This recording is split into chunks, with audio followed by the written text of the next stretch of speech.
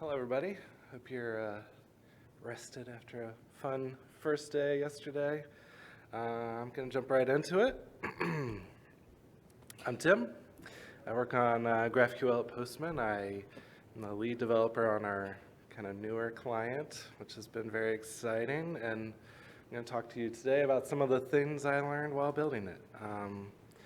GraphQL tooling is kind of on everybody's mind, and we have plenty of ours. You might have interacted with a bunch, and so I'm hoping by the end of the talk we're gonna go real deep, real quick, and I want y'all to be able to write your own tooling by the end of it. Just not how, but let's actually do it. All right, so some of y'all might be front-end engineers, we might have back-end, we might have people that work on the schema, customers, infrastructure, whatever you may be doing with GraphQL. We all build it on the same thing, which is the spec that kind of underpins it. And because we've all collectively agreed on the spec, we can build some cool things on top of what we've built. And it's, I don't know, it's really exciting. So, before we dive in too deep, I want to recognize that there might be tooling out there that already exists that does what you want to do and maybe you don't realize. There's plenty of great tooling that already speaks GraphQL fluently. So, a lot of us might be using Prettier. It's supported GraphQL for 6 years, I think. Just be sure you're actually formatting your code or your GraphQL with Prettier. It's great. I would recommend it. Don't write your own formatter. It's awesome. And then you might have seen a bunch of guild shirts with a bunch of tools on the back of them. One of them is GraphQL ESLint. If you're linting your code, you should be linting your GraphQL as well. So maybe you're the person on the PR who has to say, you know, enums should be all caps. Like, I really don't want to say this every time. You know, this could really help you just take that little bit of pressure off and kind of share it among the team. So yeah, there's some existing tools. There's plenty more. But let's say you've looked, you're in the in case of emergency class, let's break it. Let's try and actually write some ourselves. So I'm going to be using GraphQL, JavaScript package, graphql.js. But there's plenty of other great languages that have very similar concepts. So I checked out the Python one. Rust has got a couple great ones. Java, I'm sure there's plenty of others. We have a real wide tent here, but I do JavaScript and TypeScript, so that's what we'll do today. So in general, parsing occurs in two phases. We take this blob of whatever, a string, and we say, all right, it's really hard to just use that. We're going to put it in tokens first. So these can be like, this is a word, this is a bracket, this is this thing. It's not very helpful, but it's helpful for the computer. And then the second step we'll take, like, all right, what does this mean? And so that's when we actually say, like, all right, well, in GraphQL speak, this is this, this is that. And so I threw this up here because as a non-CS major, it kind of makes my hands sweat. And that's a lot of what the spec is. And it's like, what is happening here? But I really want to call out, like, you should go read it. This is what we do and love. And there's plenty of sections on how to read this, which is really kind of special in the spec, you know, for it to be both deep and approachable. So I really want to call out, there's, I'm sure, many people here that have worked on it, that I'm thankful, it's great, it's not all scary. So the first thing we're going to do, kind of go through just like our brain kind of understands this, but the computer not so much. And so it kind of goes through and says, okay, I at least have some rules from the spec. And I'm going to say, all right, this is a name and a brace and another name and a parentheses and does this, and the computer's all proud of itself because it did a great job. And we still don't know what the heck it means. So that's kind of the real quick part. Almost never have to actually use it, but it can be fun to know about. And so then we take those tokens and we kind of say, construct a tree that is an abstraction of the syntax. So we all like abstractions, so we make an abstract syntax tree. And I just want to highlight before we get in, this ASTExplorer.net is stinking awesome. You just put whatever document. For me, it's mostly Graphql.js. You can put whatever language in there. Generally, you can kind of start to poke around other languages and how they do these ASTs. So it can be really helpful. And so we take these kind of useless things and say, like, oh, I kind of get it. That name there was a query and it came before a bracket, so that's probably an operation definition with the name of query, and then we have a bracket, so that's the start of a selection set, and then we have something inside of it, and so you start to really say, like, okay, this is GraphQL. We have fields. You might not recognize all of the like jargon, but you can say, like, all right, when my brain looked at that, I kind of had this in my head, and so this is kind of pseudocode, kind of JavaScript-ish. And so, okay, great. So, like, the computer has it in its head the way I have it in mine, but what can we do with it? And that's where we reach for this kind of common concept of a visitor. In other languages, it might be a traverse, a transform, a generator, and they all kind of get lumped together in this visitor concept. And generally, that is every part of that big old tree we made, I want to just like do something with it. And so at its most generic form, it's this big old long thing where I want to say, like, every node, just tell me about that. So if we think back to our other thing, we'll enter the document and enter it's not really helpful in a super generic form. But we'll go into it more later. And then what's really nice is we don't just want to like read it, we want to do something. And so let's say we want to like remove a bunch of fields. We just return null on those fields that we want to remove. If we can return a replacement field, or it could be a string. Let's say we're printing our big ol' AST and we want to like return a string over there. Or you'll see later when you're in Prettier, the replacement is like Prettier's document AST, and so you're actually transferring from one AST to another AST. And so it's like this really kind of flexible, powerful thing, and we'll go into what that is.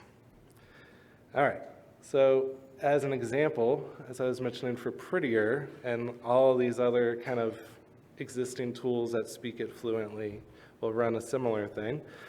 We have some string input, we'll parse it to AST, and then we'll visit that AST and we can do something with it. In this case, we'll convert it to another AST, which is the document that Prettier likes. And then Prettier has its own visitor that it converts that document into a string, and then we get our nice pretty output. Similarly with ESLint, you might take an input, you might parse it to a different kind of EST, or AST, ES tree, and then you visit that and go to another AST, which is the GraphQL one, then you visit that. You know, it kind of, you'll see, I think for every common tool, it goes through similar passes. Okay, so a little GIF break. This is my son and daughter doing a cool slide in their hopped up Power Wheels. Whew, okay. All right, so let's do some examples. And this is going to get like a little corporate because that's my previous job. So we're going to do, let's say, higher ups are getting nervous. Like, we got all these deprecated things. We don't know who's using them. Can we remove them? Like, what do we do? And like the first thing they always go for, it's like, let's give it a Jira ticket. It's like super exciting. That's going to make them happy. And so we say, like, all right, we've gone through. We want to make sure people actually keep doing this, though, and I don't want to be the one responsible for reviewing all those PRs, make sure everybody includes their Jira ticket. So we're going to write a little ESLint plugin to say, like, hands off, we'll do that, we'll let somebody else decide that. So the first thing we'll do is we'll use that AST Explorer. We'll say, here's like a little hint of a schema. We'll put it in, and then this is like a little hint of what we get back from it. And say, all right, I think we kind of understand it now. We're looking for the directive thing that has a name thing that's deprecated. Okay, and it's got some arguments. All right, I think I kind of understand how this is doing, how this is working. And you start to think like, all right, I want to somehow get down to that like value thingy. And so we learn like, all right, let's use a visitor. All right, so we have a certain kind of node, a directive. This again could be like the generic one at the top, and I can do a little search for a directive. And ESLint's actually nice. You can do even kind of fancier filters. But let's just say we're going to use kind of the standard thing. We'll say we're looking for a directive. And we're looking for a directive that's named deprecated. And we're going to get that reason. And so this is kind of, like in your mind, like here was the parts of that node. So there was an arguments part. And inside that, there was a bunch of arguments that had names. And inside those names, they have values. And so you can kind of see like the flow is like, you're looking at the AST, you're writing some code. You're kind of going back and forth. And then finally, like some fun regex to test for it, and you can report it. And you say like, I'm done. I did what I needed to do. Higher ups are happy. We got a bunch of tickets. Teams are not that happy because we just added a bunch of tickets. And now they're like, well, we've already planned for our thing, and you want me to just like slide a deprecated fix ticket so that you can remove it? Like, no, thanks. Not too thrilled about that. So we're going to shift a little left. All right, let's see if we can like maybe like proactively go through the code and see what teams might be using this before we start thinking about deprecating it. Like, we have our reasons, but they might have their reasons to want to stay on it. So same thing. We got this like human thing with first name, last name. We want to deprecate it so we can use name. So let's go through the code, and this is the most hand-wavy part, is somehow get the various documents that are calling our thing. It might be like we're in a monorepo. That'd be super cool. So we just like do a little search for all of GraphQL. There's GraphQL config, which is a nice way to do it. Maybe you figure that part out. But let's say we get all of our documents across all our org. We're like, all right, let's see which fields use first name. That'll totally work, right? And like no bugs there until you're like, but there's another first name, and maybe there's like 100 first names, and we don't know what to do. And so that's where we kind of introduce this schema. Like up till now, we've just been walking graphs or trees of our documents or schemas or whatever, and it's kind of dumb in a way. You're just walking it. You're like, I don't really care what type this is. I'm gonna just fix the deprecated thing. So that's where you're like, oh crap, I'm gonna have to like do some really high-level computer science thing to keep track of this, keep track of that. But luckily, the reference implementation for GraphQL includes a few of these helpful things. And I'm showing these to you now because I did not know this. And I had to write all that other stuff. And I really wish somebody had said beforehand, there's this type info thing. I'm like, oh crap. So this is really nice. You can say, all right, for my schema, give me this type info. And this is like a stateful thing that says wherever you currently are, here's the type, here's the parent type. It might be here's the union, and there's a few other kind of things with that. And so because this is stateful, we need to kind of give it some info of like where it is in the graph, kind of help us visit with it. And so we visit with type info. And then now we have like, I can get the parent type and check if it's a user. And so it's a very small slide for a very kind of complicated thing, because you can imagine as it's going through each field, or maybe it's an interface, or maybe it's a fragment, or this other thing, it's keeping track of it for you. And so what started as a huge slide for me is, I think, a little more reasonable. So now we've said, all right, we've done our search of the code base, we found everybody that's using a user and a first name, we give them a heads up. It's the start of the sprint or whatever instead of the end of it, and they're much happier. So teams are happy, the higher ups are happier, but our team is still like, this sucks. Why do we keep doing this to ourselves? And and now we have to like preemptively do this, and so we're going to shift even further left and try and like fix our issues with why we always keep deprecating. And so in this case, we'll say our issue is we keep using non-nullable and don't really need to. So let's figure out how to write a visitor and do all that. Well, just kidding. There's already an ESLint thing for that. And so that's what I really want. Like, there's a lot of people that you might not need to break the class. And so like, you've kind of written a few tools, maybe you lean on some others, and it's just kind of, we all progress together. And so maybe that other one that you wrote for like deprecated with a Jira ticket, you could turn into your own rule like this. All right, then a few more examples. Like one thing you could do is you could like maybe build and edit a query, and you can imagine there's some type info in here to like make sure like you're editing the right field. Maybe you want to like build a little search index of your schema and pull out just certain fields to highlight, because GitHub has a gigantic schema and it's really hard to search it. Maybe you want to like pull out whatever relevant documentation you have for this document you made. And so you have these nice little descriptions in your schema, but you only want the certain ones that you want. And so it's really been, I think, exciting and really approachable to add these kind of tools for our product, but I think you can add them for your teams and make everybody a little happier. So I talked a little fast, and I realize I'm at the end now. But I'm Tim.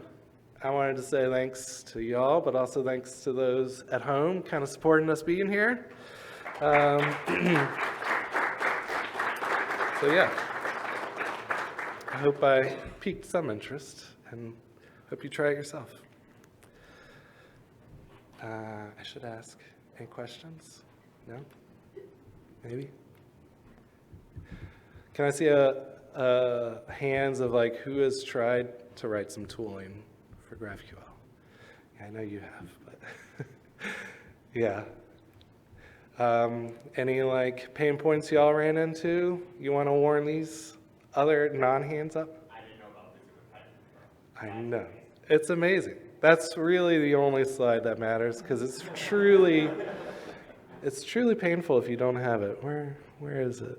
Somewhere around here. Yeah, that thing.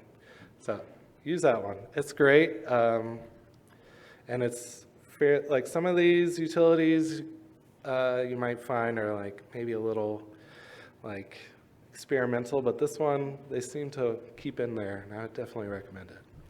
All right, that's the closing slide then. We got one over here. Check out any of the Relay compiler Rust. Yeah, so the question is, have I checked out the Relay compiler Rust tooling? So I've, not the Relay one, but let's go back here. Oh, there was that cool GIF. That's where this one. So I've looked a lot at the Apollo parser, which is also Rust. I think this one's interesting because the GraphQL one just bails if it hits something that it doesn't recognize, or like you're trying to fix an error and it just gives up. And so the Apollo parser one's cool because it's resilient and will keep kind of parsing and do some very intelligent things. But yeah, I would recommend, all of these have similar concepts with visitors and ASTs and things of that sort. And so if you're more comfortable in Rust, which like is cool and fun, I would say give it a try for that. But yeah, I haven't tried that one in particular. Well, cool. Thanks, y'all. Have a good rest of the conference day.